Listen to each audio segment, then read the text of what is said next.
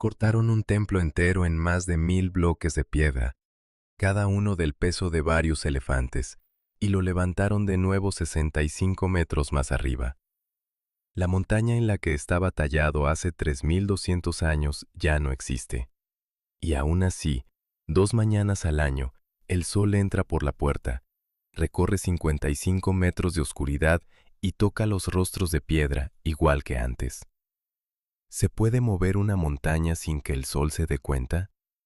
Esta es la historia de Abu Simbel, y lo que parece una roca es, en realidad, una de las construcciones más audaces del siglo XX. Para entenderla, hay que empezar por el principio, por una orilla del Nilo, en el corazón de Nubia, donde un faraón decidió tallar su templo en la piedra viva. El convoy sale de Asuán mucho antes del amanecer, 280 kilómetros de desierto por delante, en fila cerrada, con escolta. Los faros abren 2 túneles de luz en la negrura absoluta, y durante 3 horas no hay nada, ni una casa, ni un árbol, ni una luz al costado del camino. Solo la carretera recta y el olor a diésel y a piedra caliente que entra por las ventanillas. Entonces, sin aviso, el cielo se abre por el este sobre el lago Nasser, una lámina de agua inmensa y quieta que no debería estar ahí. Y al final del recorrido, cuando el visitante camina por la orilla, el acantilado gira despacio hacia él y muestra su cara. 4 figuras sentadas, de 20 metros cada una, la altura de un edificio de 7 pisos. Lo primero que hace todo el que llega es levantar la cabeza.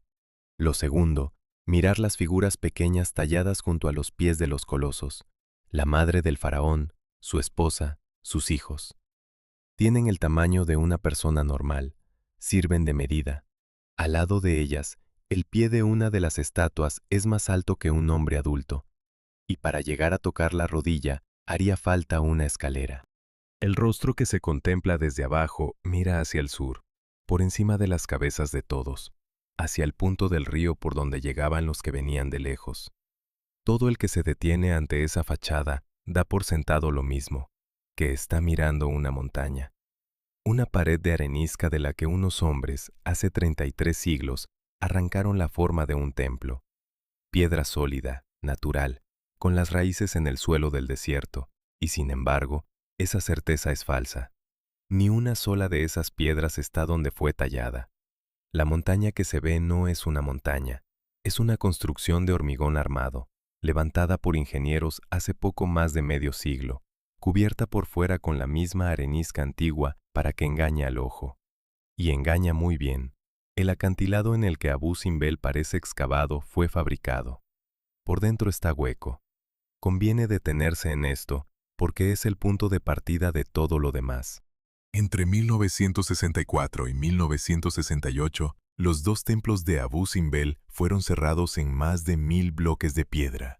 Cada bloque pesaba entre 20 y 30 toneladas. Cada uno fue numerado, uno por uno, con un cuidado de inventario. Después fueron transportados y montados de nuevo en otro lugar, 65 metros más arriba y 200 metros más adentro, lejos del agua que subía. Lo que hoy contempla el visitante no está en el sitio para el que fue concebido. Es el mismo templo, con las mismas piedras, en un lugar que no es el suyo. El aire cambia en cuanto se cruza el umbral. Fuera, la luz del desierto ciega. Dentro, la oscuridad es total durante unos segundos, hasta que los ojos se acostumbran. La temperatura baja de golpe. De las paredes del primer salón emergen 8 figuras colosales del faraón, de pie, con los brazos cruzados sobre el pecho, y el que entra avanza entre ellas hacia el fondo. La piedra es tibia al tacto, rojiza, áspera.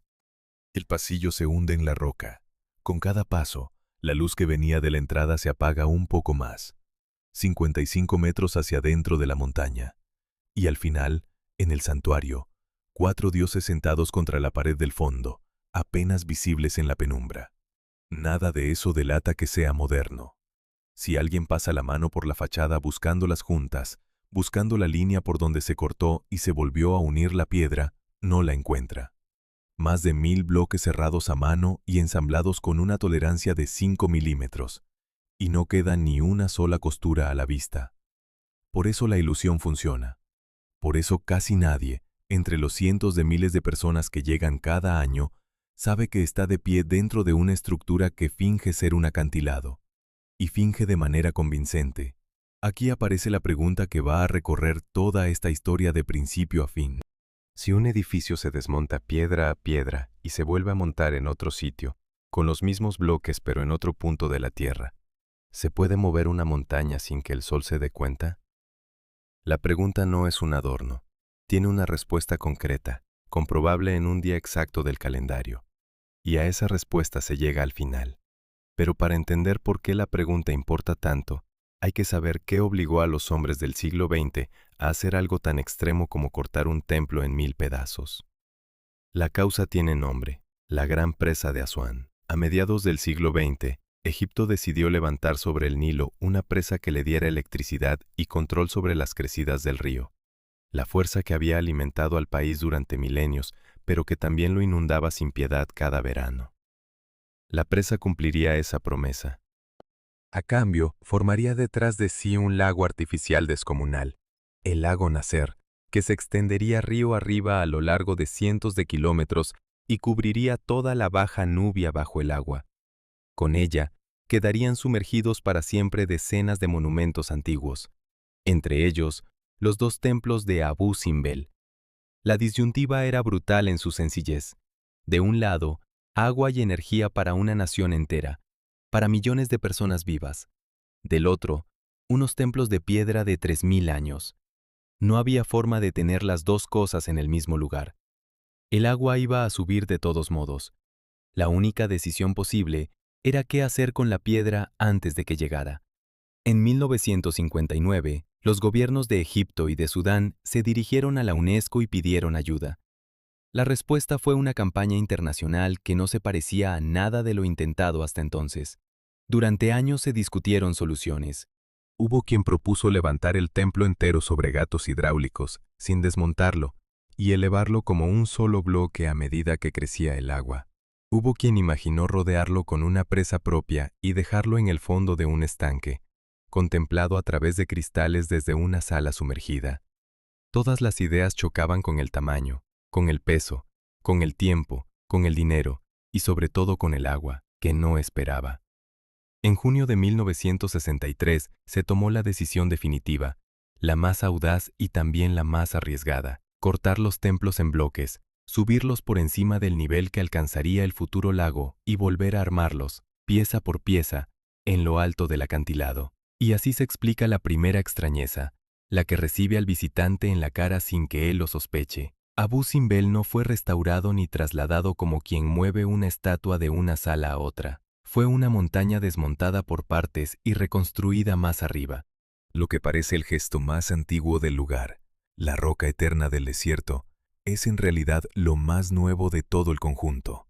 El templo más viejo y el edificio más reciente de esta historia son el mismo, y están hechos de las mismas piedras. Queda entonces algo difícil de asumir. El Abu Simbel de hoy es una construcción del siglo XX, hecha con piedra del siglo XIII antes de nuestra era. Su forma es antigua, su posición, moderna. Se mantuvo cada relieve, cada coloso, cada rincón del santuario, y aún así, ningún fragmento descansa sobre el suelo que lo vio nacer. La montaña original, aquella en la que un faraón mandó tallar su nombre para la eternidad, desapareció bajo un lago que no existía cuando él vivía. Lo que se salvó fue todo lo demás. Y para saber por qué valió la pena semejante esfuerzo, por qué el mundo entero se movilizó para rescatar 2 templos en un rincón perdido del desierto, hay que remontarse a la razón por la que se levantaron allí, en la frontera del sur, lejos de toda ciudad. Un viajero que remontara el Nilo desde el sur hace 3000 años no encontraba nada durante días. Arena a ambos lados, el río estrecho entre acantilados, el calor aplastando el agua. Y de pronto, al doblar un recodo, 4 gigantes de piedra sentados en la ribera, mirándolo llegar. No una ciudad, no un mercado, no un puerto. 4 faraones de 20 metros brotando de la roca en mitad de la nada, con los ojos puestos exactamente en el punto por donde su barca acababa de aparecer. El mensaje no necesitaba traducción. Quien mandaba en esta tierra quería que fuese lo primero que se viera, y que se viera desde lejos. Esa es la extrañeza de Abu Simbel que casi nadie se detiene a pensar. Los grandes templos del mundo antiguo se levantaban donde estaba la gente, en las capitales, junto a los centros de poder, al lado de los santuarios que ya recibían multitudes. Se construían para ser usados, para llenarse de sacerdotes y ofrendas y peregrinos.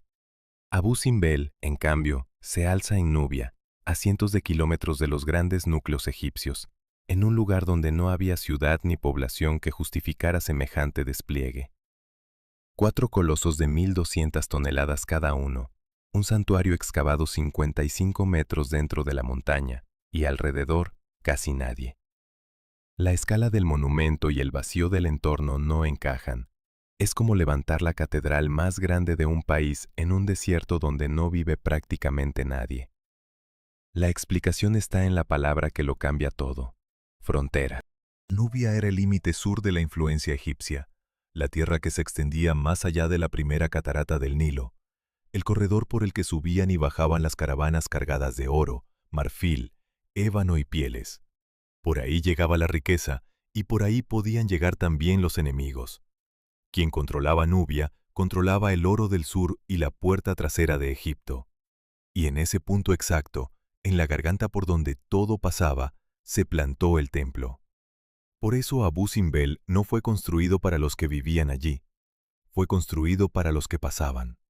Era un cartel colosal clavado en la ruta, imposible de esquivar, imposible de ignorar.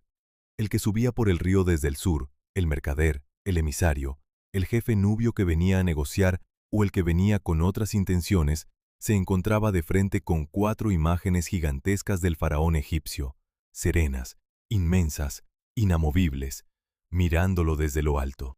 Antes de cruzar una sola palabra con un funcionario, ya sabía en qué territorio estaba entrando y quién lo gobernaba. El templo hablaba por sí solo, y hablaba en un idioma que entendía cualquiera, el del tamaño. El santuario funcionaba como una declaración de fuerza tallada en la geografía. No hacía falta que nadie viviera cerca para que cumpliera su función. Su público no era una congregación estable, sino un flujo de gente en tránsito. Y a cada uno de ellos, el monumento le entregaba el mismo aviso silencioso. Egipto no terminaba en el sur con una línea en la arena, sino con una muralla de rostros de piedra que vigilaban el río. Y sin embargo, el faraón no llegó a un lugar cualquiera, ni a un lugar vacío de sentido. Aquí conviene corregir una idea demasiado simple. Antes de que se tallara el primer coloso, este tramo de la ribera ya era sagrado. Los habitantes de la región veneraban allí a sus propios dioses locales, entre ellos una forma de Horus asociada a este territorio y la diosa Hathor, ligada al lugar desde antiguo. El sitio tenía ya una carga espiritual, un prestigio previo que nada tenía que ver con Egipto, y el constructor de Abú Simbel lo sabía. Ahí está el segundo gesto, el que revela una inteligencia política más fina de lo que sugiere la simple demostración de músculo. En lugar de arrasar lo que había, en lugar de imponerse borrando a los dioses del lugar, el faraón los absorbió. Integró las divinidades locales dentro de sus nuevos monumentos, más grandes y más suntuosos que cualquier cosa vista antes en la zona. Colocó a los dioses de Nubia dentro de su propia obra, como invitados de honor bajo su techo. Con ello lograba 2 cosas a la vez.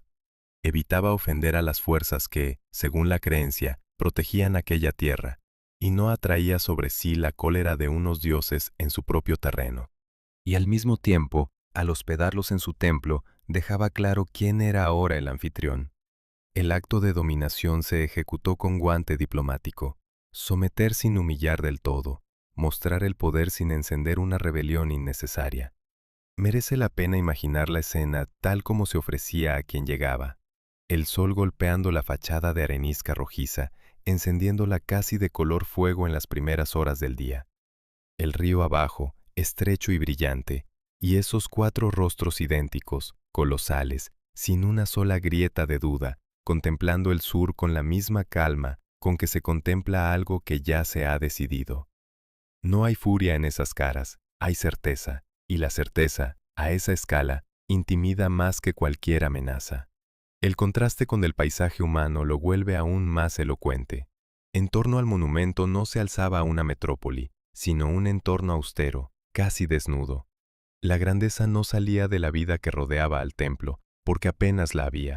Salía de la piedra misma, de la voluntad de un solo hombre de dejar una marca donde nadie esperaba encontrarla. Y esa desproporción, lejos de ser un error de cálculo, era la clave del plan. Un templo enorme en un lugar poblado se confunde con la ciudad que lo rodea. Un templo enorme en mitad del vacío no se confunde con nada. Se convierte en el vacío. Domina todo el horizonte porque no tiene rival a la vista. De modo que la pregunta de para quién se construyó Abu Simbel tiene una respuesta que no es la esperada. No se levantó para un pueblo, ni para una corte, ni para una multitud de fieles. Se levantó para el camino, para el que venía de fuera y debía entender, en el primer golpe de vista, dónde estaba y ante quién. Un monumento pensado no para ser habitado, sino para ser cruzado. No para reunir a la gente en torno a él, sino para lanzarle un mensaje a la gente que apenas se detenía. Y en esa elección de emplazamiento hay algo que resuena con toda la historia que se está desplegando. Abu Simbel fue atado a un punto concreto de la superficie de la tierra con una intención precisa: estar exactamente ahí, en la frontera, sobre esa curva del río, de cara a ese sur. El lugar no era accesorio, el lugar era parte del mensaje. Se puso el templo justo donde tenía que estar para que sirviera de guardián y de aviso. 3200 años después, cuando el agua amenazó con tragárselo, los hombres que decidieron salvarlo tuvieron que enfrentarse a esa misma verdad desde el otro lado, que había algo en la posición de este templo, en su relación exacta con el terreno y con el cielo, que no era fácil de mover sin perder nada por el camino. El faraón había clavado su obra en el espacio con una firmeza que el futuro tendría que respetar. Y no todo lo que había clavado allí podría viajar con las piedras.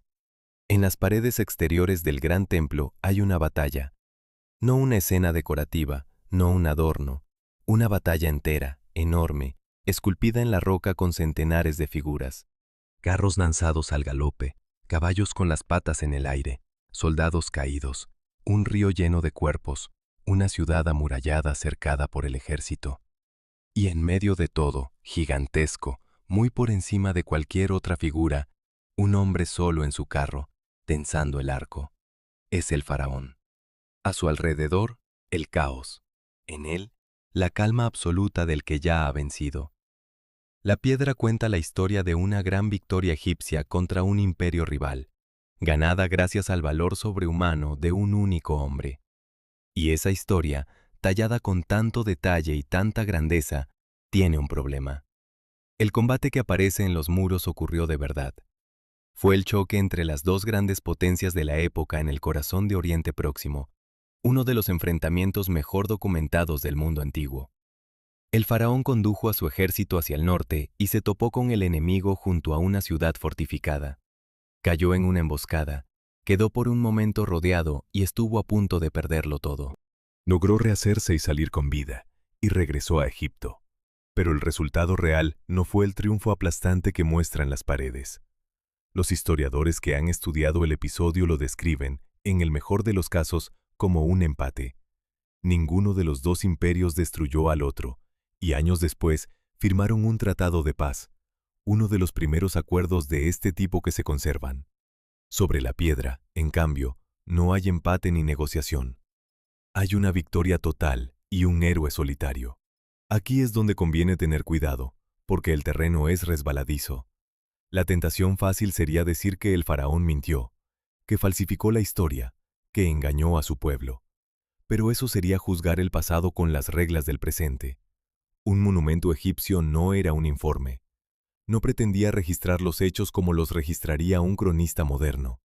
Era una afirmación de orden, una declaración de cómo debían ser las cosas según la lógica del poder faraónico. El rey era, por definición, el garante del equilibrio del mundo frente al caos. Mostrarlo derrotado, o siquiera dudando, habría sido impensable, casi una blasfemia contra el orden mismo del universo. Por eso el relato de la pared no es una crónica, sino una proclamación. El monumento cuenta la versión de quien lo mandó construir. Y esa es exactamente la clave para leer todo Abu Simbel sin caer en la trampa de creerlo al pie de la letra ni la de despreciarlo como una simple mentira. Porque el templo entero es una obra de propaganda de una ambición pocas veces igualada, no solo por lo que narran sus muros, sino por lo que declara su fachada. Los 4 colosos sentados a la entrada representan al faraón, sí, pero no solo como rey. Dentro, en el punto más sagrado y más profundo del santuario, hay 4 estatuas sentadas contra la pared del fondo. 3 son dioses de primer orden del panteón egipcio, las grandes divinidades del sol y de la creación. La 4ª es el propio faraón. Se colocó a sí mismo, en piedra, sentado en igualdad con los dioses, en el corazón mismo del templo. No a sus pies, no como un devoto arrodillado ante ellos, sino junto a ellos, del mismo tamaño, en la misma fila, recibiendo el mismo culto. El hombre que mandó excavar la montaña se incluyó a sí mismo entre las divinidades a las que la montaña estaba dedicada. Es un gesto que cuesta exagerar. En la penumbra del santuario, al que solo se llega tras recorrer decenas de metros de oscuridad, quien se acercaba a orar ante los grandes dioses del sol, se encontraba con el rostro del rey mirándolo desde el mismo banco de piedra, con la misma serenidad divina. El faraón no se limitó a construir un templo a los dioses, construyó un templo en el que él mismo era uno de ellos. La frontera entre el soberano y lo sagrado, que en la teología egipcia siempre había sido fina, aquí desaparece por completo. El monumento no proclama solo el poder del rey sobre los hombres, proclama su lugar entre los dioses, y todo el diseño exterior refuerza el mismo mensaje con una economía brutal de recursos.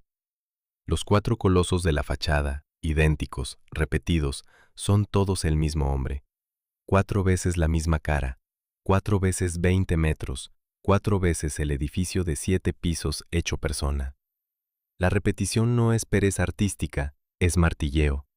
El que llegaba no veía a un rey, veía al rey multiplicado, saturando el campo de visión, ocupando toda la pared de la montaña. Y a los pies de esos gigantes, esas figuras pequeñas del tamaño de una persona, la madre, la esposa, los hijos, no compiten con ellos, los sirven, marcan la escala, existen para que el ojo mida, por contraste, cuán colosal es la figura principal. La familia entera del faraón, tallada en la misma roca, cumple la función de una regla graduada al lado de un monumento. Se puede tocar la piedra de esos colosos y sentir la arenisca tibia bajo la mano, rugosa, viva al sol de la mañana. Se puede caminar entre sus pies y comprobar que la planta de uno solo de ellos supera la estatura de un hombre. Y desde abajo, con la cabeza echada hacia atrás hasta que duele el cuello, se comprende algo que ninguna cifra transmite del todo, que la intención no era agradar, sino sobrecoger, que quien concibió esto no buscaba belleza, o no solo belleza, sino sometimiento. El tamaño, en Abu Simbel, es el argumento. Lo es en los muros que convierten una batalla dudosa en un triunfo divino, y lo es en la fachada que convierte a un hombre en 4 gigantes eternos. Conviene, aún así, no reducirlo todo a vanidad. Detrás de este alarde había un cálculo político preciso. Un rey que se muestra como un dios refuerza su autoridad no solo ante los enemigos del sur, sino ante su propio pueblo y ante el tiempo. La piedra no envejece como la carne. Al tallarse entre las divinidades, el faraón apostaba por una forma de permanencia que ningún ejército podía darle, la de quedar fijado, para siempre, en la roca de una montaña, en compañía de los dioses del sol. Su reinado fue uno de los más largos de la historia de Egipto, y llenó el país entero de monumentos que repetían su nombre y su rostro. Abu Simbel es quizá el más extremo de todos, el lugar donde llevó más lejos la idea de esculpirse a sí mismo dentro de lo sagrado. Y en ese exceso hay una ironía que la propia historia se encargaría de subrayar mucho después. El hombre que se talló entre los dioses para vencer al tiempo, que ató su imagen a una montaña para durar tanto como la roca, no podía sospechar que un día esa misma roca dejaría de bastar, que la permanencia que había buscado en la piedra dependería, 3000 años más tarde, de que otros hombres decidieran si aquella piedra merecía ser salvada. Su apuesta por la eternidad quedó, al final, en manos ajenas. Colocó a su esposa, pequeña, junto a sus pies, como una medida más de su propia grandeza. Pero a 40 metros de allí hizo con ella algo muy distinto, algo que rompe por completo la lógica de tamaño y de poder que gobierna todo el gran templo. A 40 metros del gran templo hay otro más pequeño, tallado en la misma pared de arenisca, y en su fachada ocurre algo que, para quien conoce el arte egipcio, resulta casi imposible de creer. Hay 6 figuras de pie, de 10 metros cada una, la altura de un edificio de 3 plantas. Alternan a lo largo del muro, y entre ellas, una figura femenina se levanta exactamente a la misma altura que el faraón. No a la altura de sus rodillas, no a la de su pecho, a la suya. La reina y el rey, la misma estatura, la misma escala, el mismo protagonismo en la piedra. Para entender por qué esto rompe la lógica de todo cuanto hemos visto, hay que saber leer el idioma en el que hablaban los escultores de Egipto. En ese idioma, el tamaño no era una cuestión de proporción física, era una cuestión de rango. En el arte egipcio, la importancia de una persona se medía por su tamaño en la imagen, no por su estatura real. El faraón se representaba enorme, sus enemigos diminutos, sus sirvientes minúsculos, y las reinas, incluso las más queridas y poderosas, aparecían casi siempre como figuras pequeñas junto a las piernas del rey, a la altura de sus pantorrillas. No por descuido, no por falta de espacio, sino porque ese era su lugar en la jerarquía del cosmos, tal como la piedra debía reflejarla. La esposa del faraón importaba, y mucho, pero importaba menos que él, y el arte lo decía con una regla simple e implacable: quien vale más, se talla más grande. Eso es exactamente lo que ocurre en el gran templo. Allí, entre los pies de los colosos de 20 metros, las figuras de la familia, incluida la reina, tienen el tamaño de una persona corriente. Sirven de medida, marcan la escala de la grandeza del rey. Y sin embargo, a solo 40 metros de distancia, el mismo faraón, el mismo constructor, la misma mano, hizo lo contrario. Levantó a su esposa hasta su propia altura y la clavó en la roca a 10 metros del suelo, tan grande como él. El mensaje, en el idioma del tamaño, no puede ser más claro. Aquí, esta mujer no está por debajo, está al lado. El interior confirma y amplía lo que anuncia la fachada. Se entra en una sala sostenida por columnas y los capiteles que las rematan tienen forma de cabeza de la diosa Hador, la divinidad del amor, la música y la alegría, con sus rasgos particulares y sus orejas de vaca sagrada. La luz aquí es distinta, más suave. Las líneas del relieve, más delicadas que la severidad marcial del gran templo vecino, y en las paredes, la reina aparece una y otra vez, no como una figura secundaria, sino oficiando, presentándose ante los dioses, participando en los ritos en pie de igualdad con el rey. Está representada con los atributos de la propia Hathor, identificada con la diosa, fundida con ella. El templo entero está dedicado a las dos a la vez, a la divinidad y a la reina, colocadas casi en el mismo plano. Esto no era un capricho aislado ni una excentricidad sin raíces. En toda la larga historia de Egipto, con sus incontables faraones y sus incontables reinas, apenas hay precedentes de que un soberano dedicara un templo a su esposa de este modo. El caso más citado como antecedente es el de otro rey, siglos atrás, que rompió moldes de forma aún más radical y elevó a su reina a una posición sin igual. Fuera de ese eco lejano, el gesto de Abú Simbel se sostiene casi solo. De todas las mujeres que compartieron el trono de Egipto a lo largo de 3 milenios, fue esta a quien un faraón decidió tallar a su misma altura, en la roca, para que durara tanto como él. Ahora bien, conviene resistir la tentación de leer esto solo como una historia de amor. La escena es hermosa, y sin duda hay en ella un componente personal, un afecto real hacia una esposa a la que el rey distinguió por encima de las demás. Pero el mismo hombre que hizo esto era el maestro absoluto de la declaración política en piedra, el que convirtió una batalla incierta en un triunfo divino y se sentó a sí mismo entre los dioses. Nada de lo que talló era inocente, y el templo pequeño tampoco lo es. Elevar a la reina a la altura del rey e identificarla con una gran diosa cumplía también una función de poder. Integraba a la esposa en el orden divino y al hacerlo, reforzaba al propio faraón. Una reina convertida casi en diosa engrandece al rey que la eligió, que la elevó, que tuvo el poder de colocarla ahí. El gesto es simultáneamente un homenaje sincero y una jugada de prestigio. Las dos cosas a la vez, sin contradicción, porque en el mundo del faraón, lo personal y lo político nunca estuvieron separados. Al honrar a su esposa la incorporaba a su propia grandeza, del mismo modo que había incorporado a los dioses locales de Nubia a sus monumentos. Todo, en Abu Simbel, acaba sirviendo a la figura del rey, incluso la generosidad. Pero el hecho, por debajo de cualquier interpretación, permanece intacto y es extraordinario. Se puede caminar los 40 metros que separan los dos templos y sentir el cambio en el propio cuerpo. A un lado, la fuerza aplastante, los 4 gigantes idénticos, la repetición machacona del rostro del rey, la piedra como puño cerrado.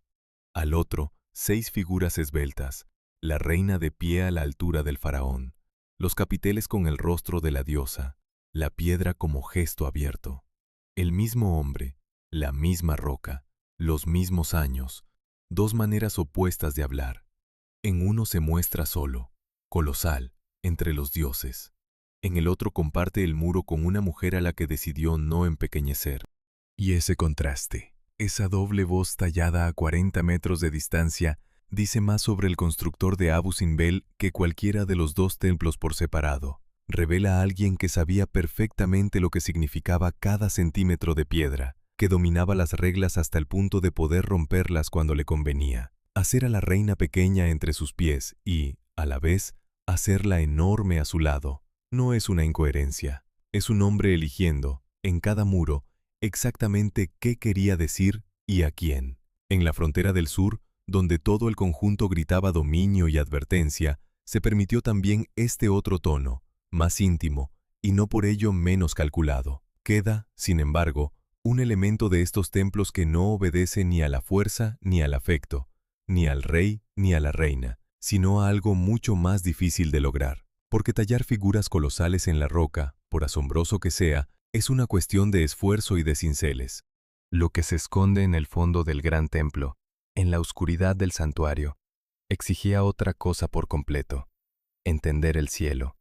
Y ahí, en esa roca hundida 55 metros en la montaña, es donde los constructores de Abu Simbel hicieron lo que aún hoy deja sin respuesta fácil a quien lo contempla. 2 mañanas al año, antes de que el calor se levante del desierto, ocurre algo dentro del gran templo que parece un truco de magia y no lo es. El sol asoma por el este, sobre el agua todavía en penumbra. Un primer rayo horizontal cruza la puerta del templo, no se detiene en el umbral. Entra, avanza por el suelo como una lámina de luz que se alarga, atraviesa la primera sala de los colosos, cruza la segunda, recorre el pasillo que se hunde en la roca y sigue, 55 metros hacia el interior de la montaña, hasta llegar al santuario del fondo. Allí, en el punto más profundo y oscuro de todo el edificio, la luz toca los rostros de piedra de las estatuas sentadas y los enciende durante unos 20 minutos. Después se retira despacio, la oscuridad vuelve, y el fenómeno no se repite hasta 6 meses más tarde. Para medir lo que esto significa, hay que imaginar la escena en su cruda dificultad geométrica. 55 metros es la longitud de medio campo de fútbol. Un rayo de sol tiene que entrar por una puerta, viajar en línea recta esa distancia por el interior de una montaña, sin desviarse, sin perderse, y aterrizar sobre un blanco concreto al final del recorrido. Y no una vez por azar, sino de forma fiable, previsible, año tras año, siglo tras siglo, en fechas fijas del calendario. Eso no se consigue tallando la roca a ojo.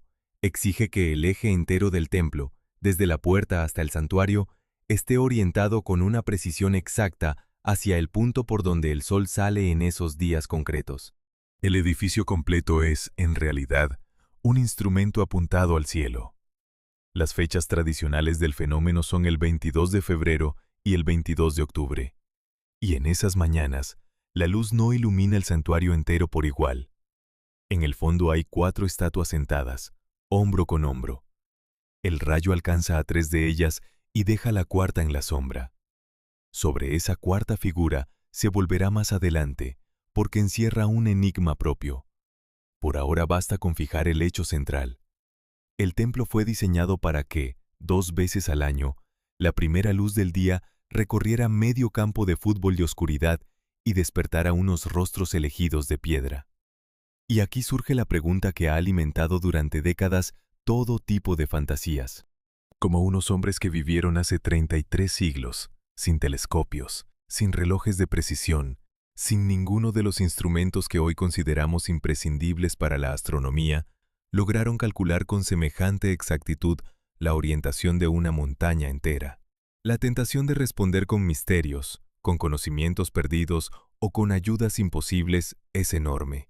Y es también innecesaria, porque la respuesta real existe, está documentada y es mucho más interesante que cualquier leyenda.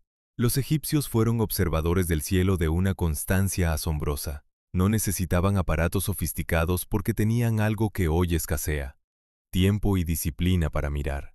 El sol no sale cada día por el mismo punto del horizonte.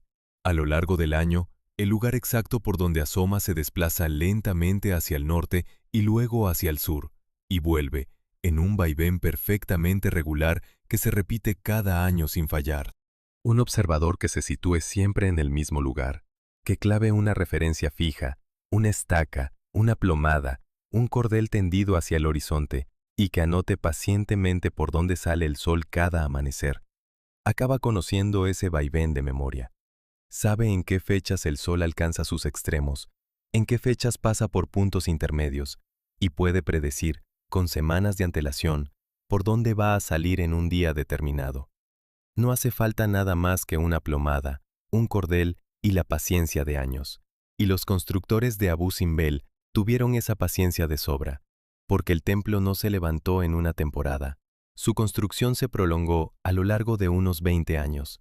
En ese lapso, el sol completó su ciclo por el horizonte 20 veces. 20 oportunidades para observar, medir, comparar y corregir. El eje del templo no tenía que acertarse a la primera, y de una sola vez. Podía comprobarse y ajustarse a medida que la obra avanzaba, año tras año, con la propia salida del sol como regla de verificación. La montaña se iba excavando y al mismo tiempo se iba afinando su puntería contra el cielo. Lo que parece un imposible resuelto de un golpe fue, en realidad, un proceso lento de observación y ajuste, sostenido durante 2 décadas por gente que sabía mirar el horizonte mejor que casi nadie en su época. Conviene detenerse también en un punto que muchos relatos dan por seguro y que en realidad no lo es. Sobre por qué se eligieron precisamente esas fechas y no otras, no hay una respuesta cerrada.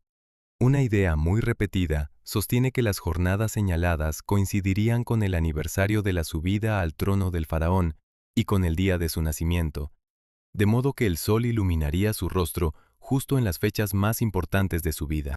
Es una hipótesis hermosa y verosímil, y por eso ha calado, pero no está confirmada de manera concluyente, y hay especialistas que reconocen abiertamente que el motivo exacto de la elección sigue sin poder demostrarse. Lo honesto es presentarlo como lo que es, una explicación posible, atractiva, no una certeza. Lo que sí es seguro es el hecho físico, la orientación deliberada del eje hacia la salida del sol en esos días. El significado preciso de las fechas es terreno de conjetura razonable, no de dato firme.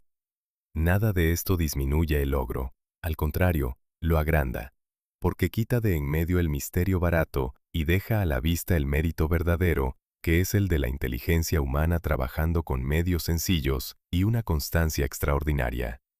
No hubo magia, hubo observación acumulada durante generaciones, transmitida y aplicada por unos arquitectos que entendían el movimiento del cielo lo suficiente como para atar un edificio a él. La grandeza de Abu Simbel no está en que sea inexplicable, sino en que se explica. Y la explicación revela hasta dónde llegaba el conocimiento de una civilización a la que a veces subestimamos. Y esa misma precisión, tan admirablemente humana, es la que convierte toda esta historia en un desafío casi imposible cuando llegue el momento de mover el templo. Porque orientar una montaña recién excavada hacia el sol, con 20 años por delante para ajustarla, es difícil pero alcanzable. Reproducir esa misma orientación después de cortar el templo en 1000 pedazos, subir los 65 metros y volver a montarlo en otro punto de la tierra, con el agua subiendo y el tiempo en contra, es un problema de otra naturaleza.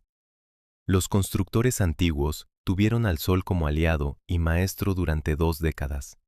Los ingenieros que vendrían después tendrían que engañar a ese mismo sol, o al menos convencerlo de que nada había cambiado. Queda todavía, en el fondo del santuario, esa cuarta estatua que el rayo nunca toca. 3 rostros se encienden 2 mañanas al año. Uno permanece siempre a oscuras, en toda época, sin excepción. No es un fallo del cálculo. Es la parte más sutil de todo el diseño, y la que, 3000 años después, se convertiría en el juez silencioso de si el traslado había salido bien o mal. En el fondo del santuario, al final de los 55 metros de oscuridad, 4 figuras esperan sentadas contra la pared de roca. Están talladas hombro con hombro, del mismo tamaño, en el mismo banco de piedra, como 4 comensales en una mesa larga.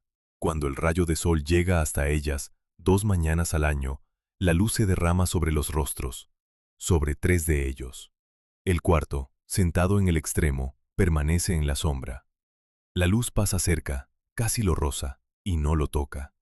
Y no lo toca ese día, ni el siguiente, ni ningún otro. Esa figura no recibe el sol jamás, en ninguna fecha del año, ni lo recibía hace 3000 años. Vive en una oscuridad perpetua, a medio metro de la luz, sin alcanzarla nunca. La primera reacción ante esto es pensar en un error. Si el templo entero se diseñó para que el sol iluminara el santuario, lo lógico sería que iluminara a los 4 por igual. Que uno quede fuera parece un fallo de puntería, un pequeño defecto en un cálculo por lo demás perfecto, un desajuste de unos grados que dejó a una de las estatuas en la penumbra. Esa es la explicación que se impone sola, casi por sentido común, y es exactamente la contraria de la verdad. Para entenderlo, hay que saber quién es esa figura condenada a la sombra. Las 4 estatuas del santuario representan a 3 grandes dioses y al faraón. 3 de ellas están vinculadas al sol y a la luz, a la realeza y al poder celeste. La cuarta, la que nunca se ilumina, es un dios distinto, una divinidad asociada a la creación, sí, pero también al mundo subterráneo, al inframundo, al reino de lo que está por debajo y en tinieblas. Un dios cuya naturaleza misma pertenece a la oscuridad. Y ahí está la clave que lo cambia todo. Su lugar en la sombra no es un accidente de la geometría, es una consecuencia de su identidad. El dios de la oscuridad se queda a oscuras porque le corresponde estar a oscuras. Esto obliga a mirar el logro de los constructores bajo una luz completamente nueva. Ya era asombroso que hubieran conseguido meter un rayo de sol 55 metros dentro de una montaña y hacerlo llegar al santuario en fechas exactas. Pero lo que hicieron es aún más fino. No lograron solo que la luz entrara, lograron que entrara de forma selectiva. Calcularon la orientación, la altura y la anchura de todo el eje del templo con tal precisión que la luz alcanzara a 3 figuras concretas y se detuviera justo antes de la cuarta. Iluminar es difícil. Iluminar a unos y dejar a otro deliberadamente en la sombra, en el mismo banco, a pocos centímetros, es una proeza de otro orden. Significa que controlaban no solo la trayectoria del rayo, sino su extensión exacta al final del recorrido. Sabían dónde iba a terminar la luz, y colocaron al dios de las tinieblas justo un paso más allá de ese límite, de modo que lo que parecía el punto débil del diseño resulta ser su punto más alto. La sombra sobre esa estatua no es lo que falló, sino la prueba de hasta qué punto todo salió bien. Es una decisión teológica traducida a geometría, una idea religiosa resuelta con luz y piedra. Los constructores no se limitaron a orientar un templo hacia el sol. Escribieron con el sol una frase precisa. Estos 3 pertenecen a la luz, este a la oscuridad. Y la escribieron de tal modo que se releyera sola, idéntica, 2 mañanas al año, indefinidamente. Conviene resistir aquí la tentación de lo esotérico, porque el terreno invita a ello. Un Dios que permanece eternamente en tinieblas, al que la luz nunca alcanza, es una imagen que se presta a toda clase de interpretaciones misteriosas. Pero no hay ningún secreto oculto, ninguna fuerza inexplicable. Hay una elección de diseño perfectamente coherente con el papel que ese Dios tenía en las creencias egipcias. Los constructores sabían a quién estaban colocando en cada asiento y por qué.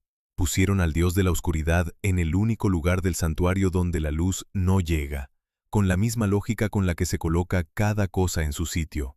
Lo que sobrecoge no es un enigma sin respuesta, sino una intención llevada a cabo con una exactitud que aún hoy cuesta imaginar. Y esta figura en la sombra, que durante milenios cumplió en silencio su papel simbólico, estaba destinada a cumplir un segundo papel que sus creadores no pudieron prever, un papel que solo cobraría sentido 3000 años después, cuando llegara el momento de mover el templo, porque cuando un edificio se corta en 1000 pedazos y se vuelve a montar en otro sitio, la gran pregunta es si todo ha quedado exactamente como estaba. Y con la mayoría de las cosas, esa pregunta es difícil de responder con certeza. Se puede medir, se puede comparar, pero siempre queda margen para la duda. Con la luz, no. La luz no admite aproximaciones. El fenómeno solar de Abu Simbel es una prueba que el edificio se hace a sí mismo y que da un resultado inequívoco. Si el templo está bien orientado, la luz llega a los 3 rostros correctos y se detiene ante el cuarto. Si el templo está mal orientado, aunque sea por poco, la luz caerá donde no debe. Podría quedarse corta y no alcanzar el santuario. Podría desviarse hacia un lado, o podría, por primera vez en la historia, tocar al Dios de la oscuridad.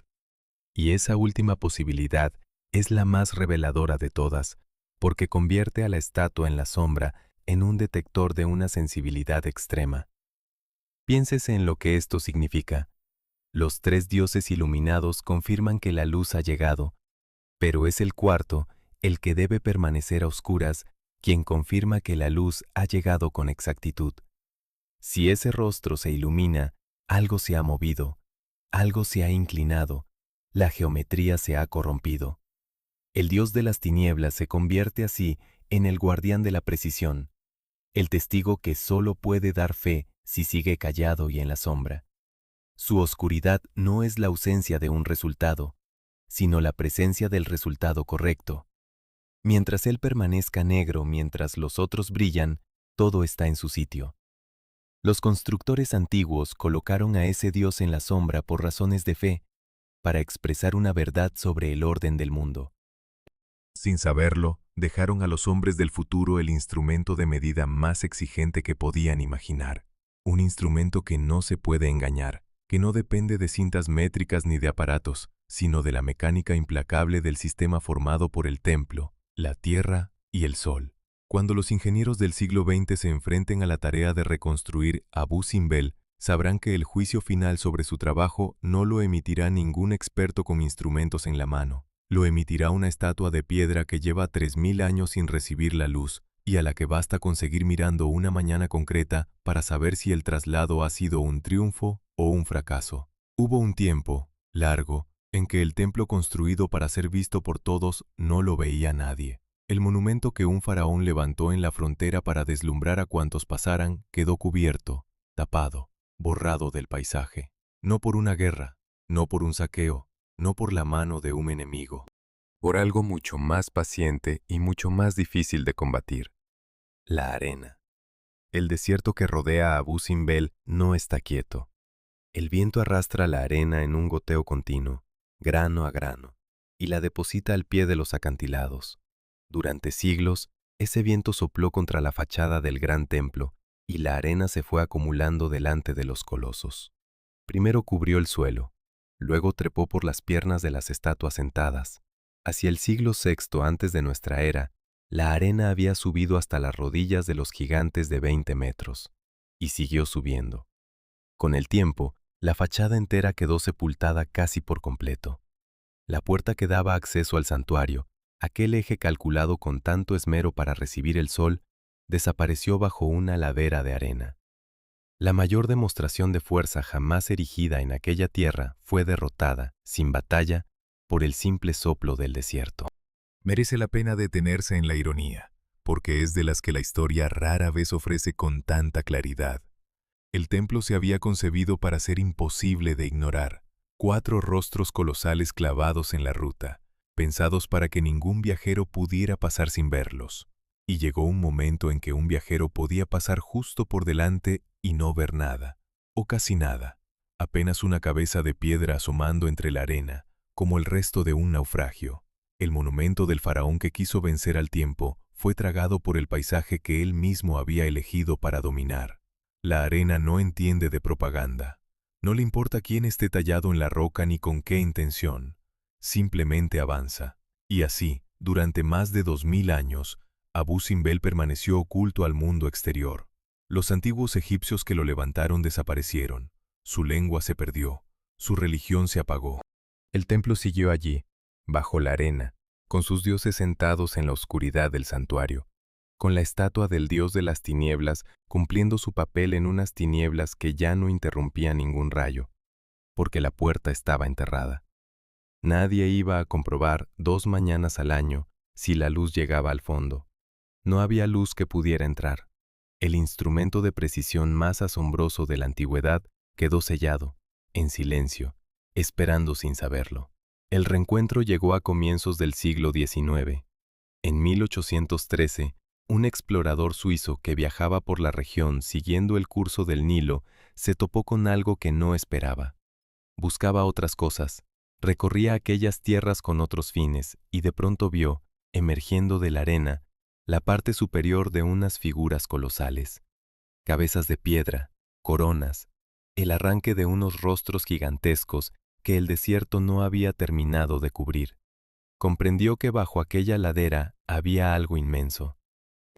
Pero comprender no es lo mismo que alcanzar. Vio los colosos y no pudo entrar. La arena que los envolvía era demasiada. La puerta seguía sepultada en alguna parte bajo aquella masa, y él, solo, sin medios para semejante empresa, no pudo despejar el acceso. Contempló los gigantes a medio enterrar y siguió su camino. El hombre que había vuelto a encontrar a Abú Simbel para el mundo se marchó sin haber pisado su interior. Ese mismo explorador dejó, sin proponérselo, una huella que reaparecerá más adelante en esta historia, porque no fue el único gran monumento que reveló al mundo. Antes había sido él quien había dado a conocer, también, una ciudad esculpida en la roca rosada de otro desierto, un lugar que hoy es uno de los más célebres del planeta. El mismo ojo curioso que se detuvo ante las cabezas de Abú Simbel había sabido reconocer, en otra ocasión, la grandeza escondida entre las piedras. Un descubridor de tesoros enterrados, en el sentido más literal de la expresión. Pasaron 4 años antes de que alguien lograra entrar. En 1817, otro explorador, esta vez con más recursos y más empeño, se propuso vencer a la arena. El trabajo fue duro. Había que retirar una cantidad enorme de material, y la arena tiene la maldita costumbre de volver a deslizarse hacia el hueco que se abre, de rellenar por la noche lo que se ha excavado durante el día. Pero al fin se despejó lo suficiente. Se abrió un paso hasta la puerta original, y por primera vez en más de 2 milenios, un ser humano volvió a cruzar aquel umbral y a adentrarse en los 55 metros de oscuridad, hacia el santuario donde los 4 dioses seguían sentados, esperando. La luz de una antorcha, no la del sol, fue la primera en devolverles el rostro después de tantos siglos. Lo que aquellos primeros visitantes encontraron dentro estaba, por fortuna, extraordinariamente bien conservado. Y esto no es un detalle menor, sino una consecuencia directa de aquello que parecía una desgracia. La arena que había humillado al templo, que lo había borrado del mundo durante 2000 años, fue al mismo tiempo lo que lo salvó. Al sepultarlo, lo protegió. Lo aisló del viento que erosiona, de las manos que arrancan, de la lluvia rara pero destructiva, del paso de los hombres que desgastan y roban. Bajo su manto, los relieves se mantuvieron nítidos, los colores resistieron, las estatuas del santuario permanecieron en su sitio. El desierto se comportó como un enemigo que, sin querer, hizo el trabajo de un guardián. Enterró para humillar y, al enterrar, conservó. Aquí se cierra un ciclo que conviene tener presente, porque late por debajo de toda la historia de Abú Simbel. El viento y la arena, Esas fuerzas mudas y pacientes fueron capaces de derrotar al monumento más ambicioso de la región sin librar ninguna batalla. Le bastó el tiempo. Grano a grano, año a año, sepultaron 20 metros de orgullo faraónico. Y ese mismo poder silencioso del desierto es el que, siglos más tarde, volvería a amenazar el conjunto de otra manera, ya no con arena seca, sino con agua, porque el enemigo que hundió a Abu Simbel bajo la arena y el que estuvo a punto de hundirlo bajo un lago son, en el fondo, la misma clase de fuerza. Elementos naturales, lentos o súbitos, contra los que la piedra, por colosal que sea, no puede nada por sí sola. Cuando los exploradores del siglo XIX despejaron la entrada, el templo volvió a existir para el mundo. Se limpió de arena, se estudió, se dibujó, se fotografió, se convirtió en destino de viajeros. Recuperó su fachada, sus 4 gigantes, su puerta abierta al sol de las 2 mañanas señaladas. Y durante más de un siglo pareció que la vieja pesadilla había terminado, que Abu Simbel había sido rescatado de una vez por todas del olvido. Pero la amenaza definitiva no vendría del desierto que lo rodeaba. Vendría del propio río que le daba sentido, del Nilo que corría a sus pies, el día en que los hombres decidieran domarlo por completo. A mediados del siglo XX, el agua empezó a subir hacia los pies de los colosos. No la arena esta vez, sino el agua. Lenta al principio, imparable después. Y a diferencia de la arena, que se puede retirar con palas y paciencia, contra el agua que sube no hay excavación posible. Lo que el agua cubre, lo cubre para siempre. Los 4 gigantes que habían mirado el río desde lo alto durante 3000 años estaban a punto de verlo trepar por sus piernas, esta vez sin retirada, hasta hundir sus rostros bajo la superficie de un lago que aún no existía. La causa fue una decisión de progreso, y conviene entenderla sin juzgarla, porque en ella no hay villanos. Egipto, un país inmenso, pero dependiente por completo de un solo río, decidió construir sobre el Nilo, a la altura de Asuán, una gran presa. El objetivo era doble y vital. Por un lado, domar las crecidas del río, que cada verano se desbordaba y que tan pronto regalaba cosechas como arrasaba pueblos enteros según la fuerza de la inundación. Por otro, generar electricidad para un país que se modernizaba y necesitaba energía para millones de personas. La presa prometía controlar el agua, almacenarla, repartirla y encender las luces de ciudades enteras. Para una nación entera, era una promesa de futuro difícil de rechazar. Pero toda presa tiene un reverso. Al cerrar el paso del río, el agua se acumula detrás del muro y forma un embalse. Y el embalse que iba a formarse detrás de la presa de Asuán no era un estanque cualquiera. Era un lago artificial descomunal, destinado a extenderse río arriba a lo largo de cientos de kilómetros, hacia el sur, cubriendo toda la Baja Nubia. Bajo esa masa de agua quedarían sepultados campos, aldeas, y entre otras muchas cosas, decenas de monumentos antiguos que jalonaban las orillas. Abu Simbel, situado justo en la zona que el lago iba a inundar, estaba condenado. El cálculo era implacable. El agua alcanzaría una altura que dejaría los templos muy por debajo de la superficie. La disyuntiva que esto planteaba era de las que no tienen una respuesta cómoda. De un lado, el bienestar de una nación viva, agua, energía, control sobre el río del que dependían las cosechas y las vidas de millones de personas. Del otro, la conservación de unos templos de piedra de 3 milenios. No se podían tener las dos cosas en el mismo punto del mapa. La presa se iba a construir. Esa decisión pertenecía a Egipto y respondía a necesidades urgentes y legítimas. La única pregunta abierta era si los monumentos que iban a quedar bajo el agua estaban condenados sin remedio o si existía alguna manera, por difícil que fuera, de salvarlos antes de que llegara la inundación. Y esa pregunta desbordaba las fronteras de un solo país. En 1959, los gobiernos de Egipto y de Sudán, el país vecino cuyas tierras también se verían afectadas por las aguas, hicieron algo poco habitual. Se dirigieron a la comunidad internacional y pidieron ayuda. Reconocieron que el problema era demasiado grande, demasiado caro y demasiado técnico para afrontarlo en solitario, y llamaron a la puerta de la Organización de las Naciones Unidas dedicada a la educación, la ciencia y la cultura. La respuesta fue una campaña internacional sin precedentes, un esfuerzo colectivo para rescatar los monumentos de Nubia antes de que el lago los borrara del mundo. Lo que ocurrió a continuación tiene algo de asombroso, y no solo por la ingeniería. Hay que recordar el momento. El mundo de aquellos años estaba partido en dos bloques enfrentados, en plena tensión entre grandes potencias que se miraban con desconfianza y competían en todos los terrenos. Era una época de muros, de carreras armamentísticas, de sospecha mutua, y sin embargo, en torno a la idea de salvar unos templos egipcios, ese mundo dividido encontró un punto raro de acuerdo. Más de 50 países respondieron al llamamiento y aportaron fondos, conocimiento o apoyo. Una coalición de especialistas de una veintena larga de naciones distintas se puso a trabajar en el problema. Al frente de la dirección científica de la campaña, hubo figuras de primer orden de la arqueología, entre ellas expertos procedentes de países del bloque del Este, colaborando en una operación financiada en buena parte por el otro lado. La cultura logró lo que la política no conseguía: sentar a la misma mesa a gente que, en cualquier otro asunto, estaba enfrentada. Salvar Abu Simbel se convirtió por un momento en el único tema en el que el planeta entero parecía capaz de ponerse de acuerdo. El desafío técnico, mientras tanto, era monumental.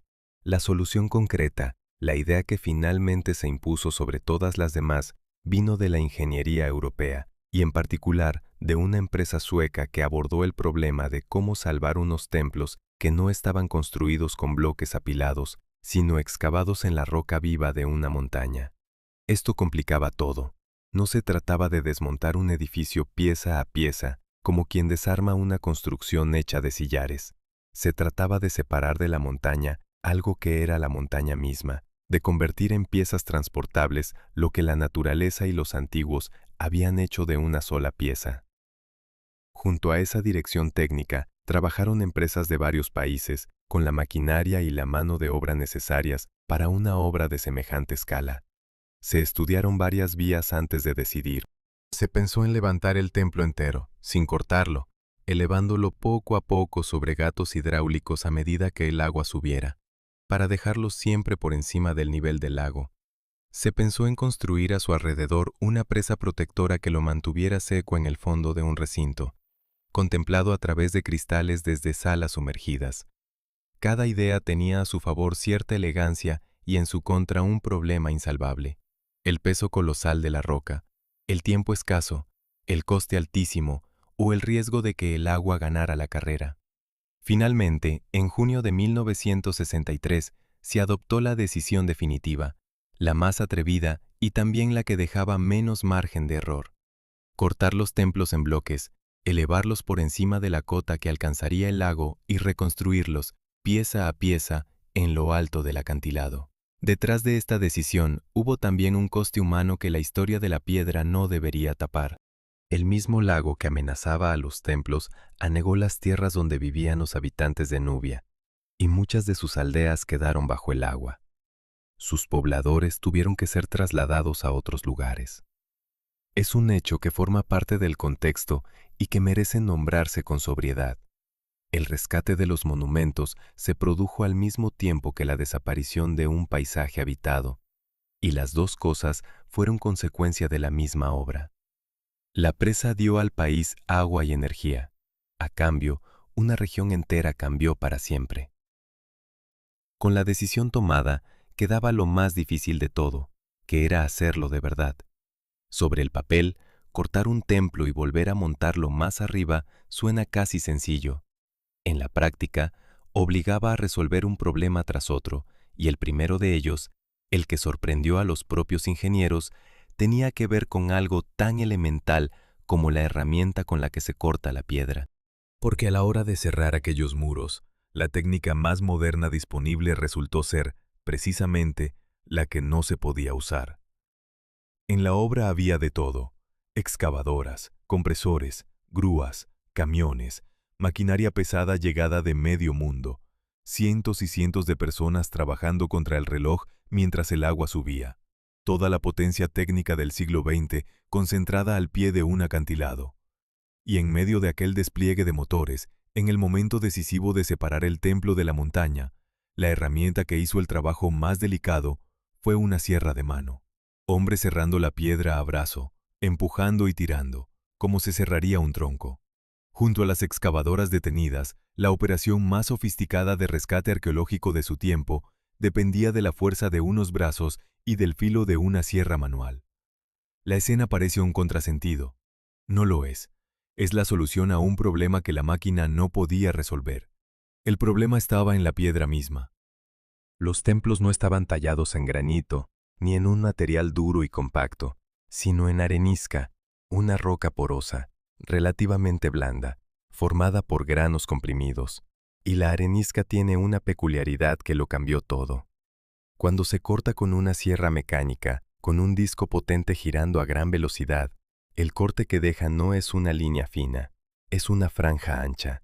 La máquina, con su fuerza, arranca y pulveriza una cantidad considerable de material a cada pasada. La piedra, literalmente, se convierte en polvo y desaparece por el ancho de la hoja. En una roca dura eso sería un inconveniente menor. En esta arenisca, y para esta obra en concreto, era inaceptable, porque la exigencia que gobernaba toda la operación era de una dificultad casi cruel. No bastaba con cortar el templo y volver a montarlo.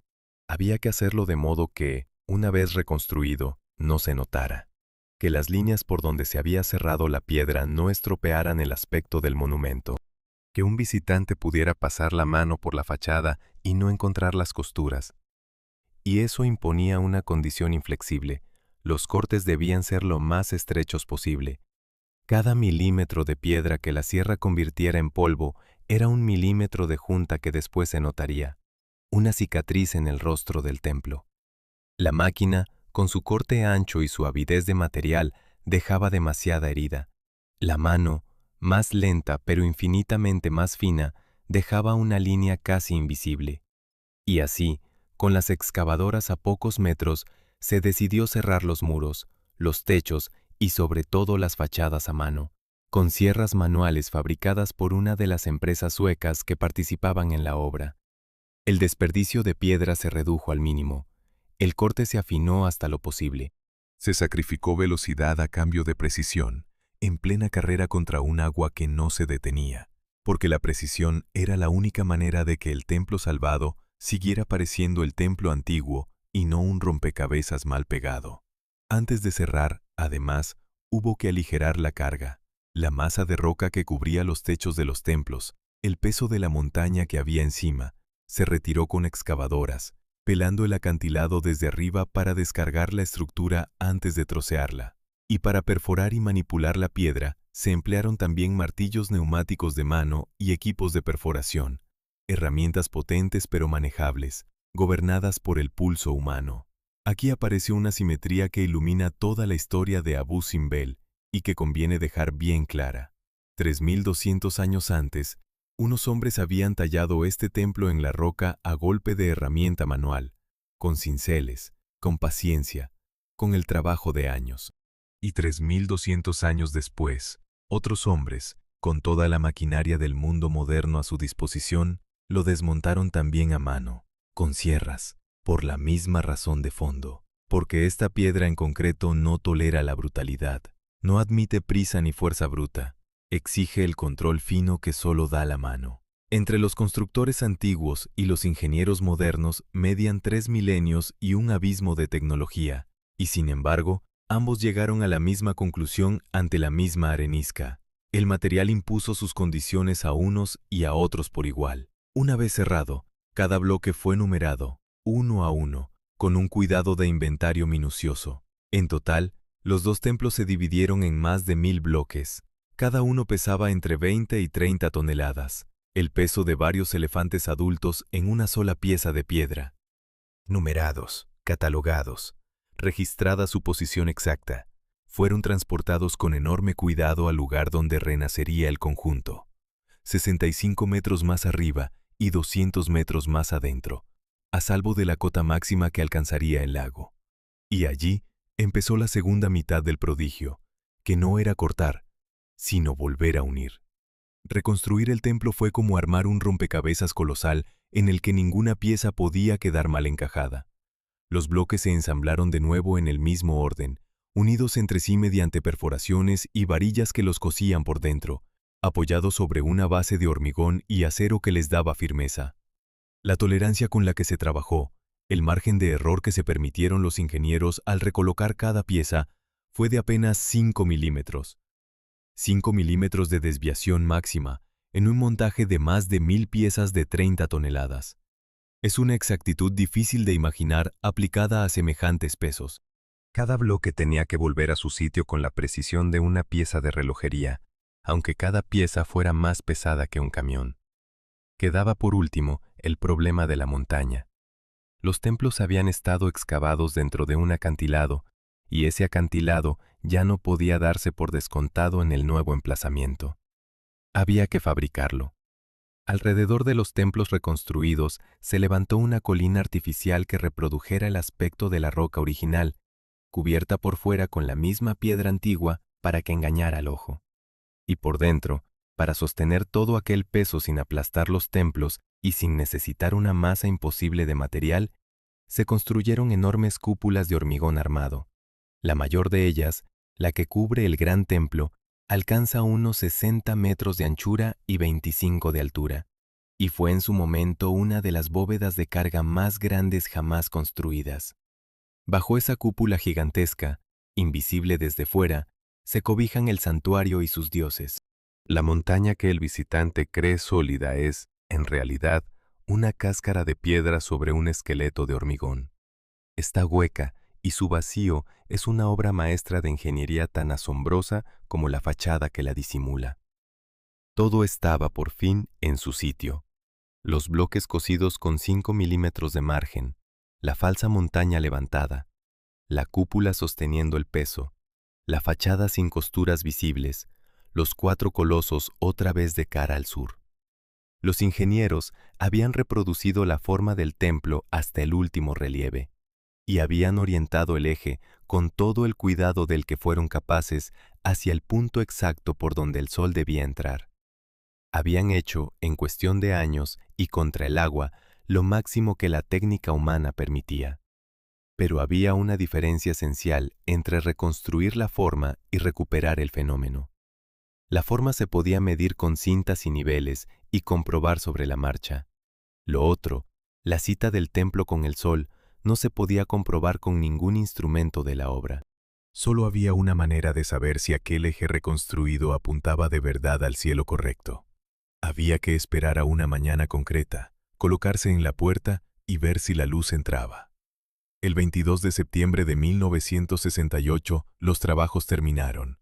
Los bloques estaban en su sitio, la montaña artificial levantada, la cúpula cerrada, la fachada limpia de costuras. Hubo una ceremonia, discursos, alivio. Pero los hombres que habían dedicado 4 años de su vida a aquella obra sabían que la ceremonia no era el final. El verdadero final llegaría un mes más tarde, y no lo decidirían ellos. Lo decidiría el sol. Porque toda la reconstrucción, con su exactitud de 5 milímetros, con su cúpula gigante y su falsa roca, había reproducido la forma del templo. Pero la forma no era lo que estaba en juego. Lo que estaba en juego era el fenómeno. Y el fenómeno no se podía comprobar con instrumentos. No había cinta métrica ni nivel capaz de decir, la tarde del 22 de septiembre, si el eje reconstruido apuntaba de verdad al punto correcto del horizonte. Solo había una forma de saberlo: esperar a una de las 2 mañanas señaladas, colocarse en la puerta y ver si la luz entraba, y hasta dónde llegaba, y a quién tocaba. La cita era el 22 de octubre, un mes de espera, un mes en el que no se podía hacer nada más que confiar en los cálculos y aguardar. Y esa espera encierra lo más hermoso y lo más honesto de toda la historia, porque coloca a los ingenieros del siglo XX exactamente en la misma posición que a los constructores de hace 3000 años. Unos y otros habían orientado el templo hacia el sol con todo su saber. Unos y otros solo podían saber si habían acertado el día en que el sol viniera a examinarlos. La tecnología no cambiaba eso. Ante la mecánica del cielo, el ingeniero moderno estaba tan desnudo como el arquitecto antiguo. El examen era el mismo, Y el tribunal también. Llegó la mañana. Antes del amanecer, la gente se reunió en la puerta del gran templo, en el nuevo emplazamiento, 65 metros por encima del lugar donde el templo había pasado 3000 años. Miraban hacia el este, hacia el punto por donde el sol iba a salir sobre el agua. Dentro, al fondo de los 55 metros de oscuridad, los 4 dioses esperaban sentados como habían esperado siempre, 3 de ellos destinados a la luz, el cuarto a la sombra. Nadie podía adelantar el resultado. O la luz entraba y llegaba y se detenía donde debía, o algo se había movido, y el prodigio de 3 milenios se había perdido para siempre en el traslado. El sol asomó. Un rayo horizontal cruzó la puerta. Entró. Recorrió el suelo. Se alargó por la primera sala. Cruzó la segunda. Se hundió en el pasillo. Avanzó los 55 metros hacia el interior de la montaña y llegó al santuario. Y allí, en el fondo, encendió los rostros. El del faraón sentado entre los dioses. El del dios del sol naciente. El del gran dios del panteón. 3 caras salieron de la oscuridad, iluminadas por la primera luz del día, igual que 3000 años atrás. Y a su lado, a pocos centímetros, el cuarto rostro permaneció negro. El dios de las tinieblas siguió en la sombra. La luz llegó hasta él y no lo tocó, como nunca lo había tocado. Ese detalle, la sombra que se mantuvo sobre el dios de la oscuridad, fue la confirmación definitiva, porque no bastaba con que la luz entrara. Si el templo se hubiera desviado, aunque fuera un poco, la luz podría haber llegado igualmente al santuario, pero cayendo donde no debía, tocando al que tenía que quedar en tinieblas. Que los 3 rostros correctos se encendieran y el cuarto siguiera negro, significaba que no solo había llegado la luz, sino que había llegado con exactitud. La estatua que lleva 3000 años sin recibir el sol dio su veredicto callado del único modo que sabe, permaneciendo a oscuras mientras sus compañeros brillaban. El dios de las tinieblas, convertido en juez, absolvió a los ingenieros. El traslado era correcto, y sin embargo, la respuesta a la gran pregunta de esta historia no es un sí rotundo, es un casi, porque el sol, al final, sí se dio cuenta. El fenómeno, tras el traslado, ocurre aproximadamente un día más tarde de lo que ocurría en el emplazamiento original. Un desfase pequeño, apenas perceptible, pero real, y que los responsables reconocen con honestidad. Y la causa de ese día de diferencia es la lección más profunda de todo el relato. Al subir el templo 65 metros y desplazarlo 200, se cambiaron su altura y su latitud, su posición precisa sobre la superficie del planeta, y el ángulo con que el sol se asoma sobre un lugar depende de ese lugar. A esto se añade que, en 3000 años, el propio cielo se ha desplazado despacio por el lento balanceo del eje de la Tierra, de modo que las fechas del fenómeno no son ya exactamente las mismas que en tiempos del faraón. Los ingenieros pudieron mover cada piedra, pudieron reproducir la forma, la orientación, la geometría interna con una precisión de 5 milímetros, pero no pudieron mover una cosa, el punto de la tierra sobre el que se levantaba el templo. Ahí está el hallazgo que da sentido a toda la aventura.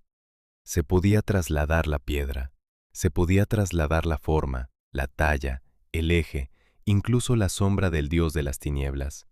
Todo eso resultó transportable. Lo único que no se pudo trasladar, ni por 40 millones de dólares, ni por más de 50 países unidos, ni por toda la ingeniería del siglo XX, fue el lugar. La posición exacta sobre el globo. Hace 3200 años, unos hombres ataron su templo a un punto del espacio con tal firmeza que el mundo moderno, con todo su poder, solo consiguió apartarlo de allí al precio de un día en el calendario. El faraón que quiso vencer al tiempo clavando su nombre en la roca había clavado, sin saberlo, algo aún más difícil de arrancar, la cita de su templo con el sol, en un lugar concreto de la tierra. Y esa cita, en su punto original, era imposible de conservar intacta fuera de su punto original. Queda entonces la última pregunta, la que cada espectador debe responder por su cuenta, porque no tiene una respuesta única. Si un templo se corta en más de 1000 pedazos y se vuelve a montar en otro sitio, con las mismas piedras pero en otro lugar del mundo, con la misma forma pero con un día de diferencia en su encuentro con el sol, sigue siendo el mismo templo. La materia es la misma, la forma es la misma, el fenómeno es casi el mismo, el lugar es otro. ¿Dónde termina un edificio y empieza otro? ¿Cuánto se puede cambiar de algo antes de que deje de ser lo que era? Es algo que la piedra no decide. Lo decide quien la mira. Lo que sí puede afirmarse sin duda es que aquel rescate cambió el modo en que el mundo entero cuida su pasado. La campaña que salvó a Abu Simbel fue la primera de su clase, y de ella nació la idea de que ciertos monumentos no pertenecen solo al país donde se alzan, sino a toda la humanidad, y que salvarlos es responsabilidad de todos. De aquel esfuerzo surgió el sistema que hoy protege los grandes tesoros del planeta bajo la etiqueta de Patrimonio de la Humanidad. Cada pirámide, cada ciudad antigua, cada catedral y cada ruina que hoy figura en esa lista protegida en cualquier rincón del mundo, incluidos los innumerables tesoros de las tierras de habla hispana, están amparados por un mecanismo que nació aquí, a los pies de estos colosos, la vez que hubo que decidir si un templo merecía ser salvado del agua. El monumento que un faraón construyó para intimidar a los que pasaban por la frontera del sur, acabó, 3000 años después, enseñando al mundo entero a proteger lo que hereda. Y con esto llegamos al final de este viaje. Si has llegado hasta aquí y esta historia te ha atrapado tanto como a nosotros, deja tu me gusta y suscríbete al canal, porque cada día hay una historia nueva esperando. Gracias por acompañarnos hasta el fondo de la montaña, hasta donde la luz solo llega 2 mañanas al año.